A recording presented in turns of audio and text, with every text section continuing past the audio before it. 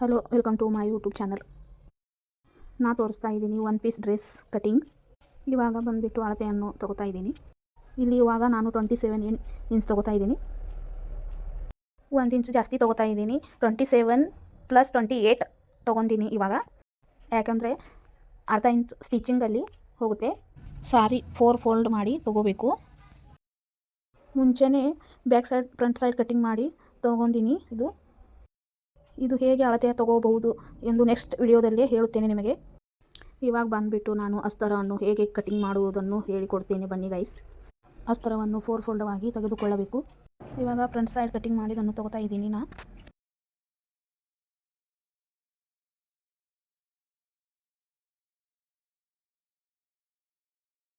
ಅಸ್ತರವನ್ನು ಗೋಲಾಕಾರವಾಗಿ cutting ಮಾಡಿ ತೊಗೋತಾ ಇದ್ದೀನಿ.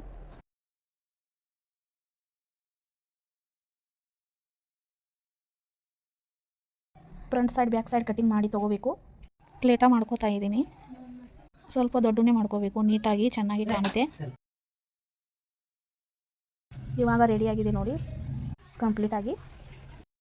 Back side ಕಸಿಯನ್ನು ಹೇಗೆ ಮಾಡುವುದು ಈ ವಿಡಿಯೋದಲ್ಲಿ ಹೇಳಿಕೊಡ್ತೀನಿ ಬನ್ನಿ. ಉಲ್ಟಾ ಸೈಡ್ ಇಟ್ಕೊಂಡು ಸ್ಟಿಚಿಂಗ್ ಮಾಡಬೇಕು.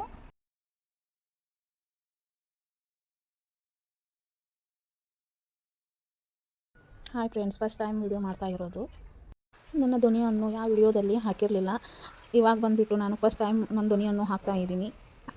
ಏನಾದರೂ ಹೇಳುವಾಗ ಈ ವಿಡಿಯೋದಲ್ಲಿ ತಪ್ಪ ಅಂದರೆ ಕ್ಷಮಿಸಿ. ನಾ ಇವಾಗ 2 ಅನ್ನು ತಯಾರು ಮಾಡಿ ತೊಗೊಂಡಿದ್ದೀನಿ. ಅಳತೆಯನ್ನು 6.5 ತೊಗೊಂಡಿನಿ. 2 ಇಂಚ್ ಫಿಟ್ಟಿಂಗ್ಲ ಬಿಟ್ಟು ತೊಗೋಬೇಕು. 2 ಇಂಚ್ ಫಿಟ್ಟಿಂಗ್ ಬಿಟ್ಟು ಸ್ಟಿಚಿಂಗ್ ಮಾಡಬೇಕು ಕಸಿಯನ್ನು.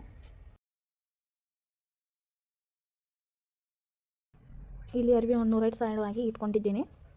ರಾಂಗ್ ಸೈಡನ್ನು ಕೆಳಭಾಗವನ್ನು ಮಾಡಬೇಕು.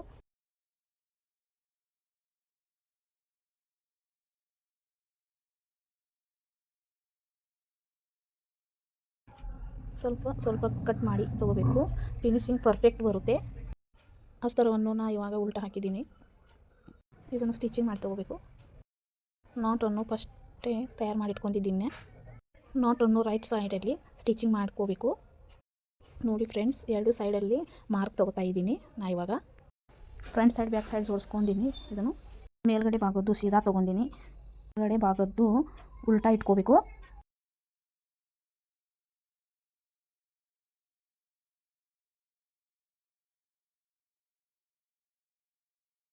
ಇಲ್ಲಿ ಜೋಡಿಸುವಾಗ ಸ್ವಲ್ಪ ಜಾಸ್ತಿ ಆದರೆ ಒಂದು ಪ್ಲೇಟ ಹಾಕ್ಕೋಬೇಕು.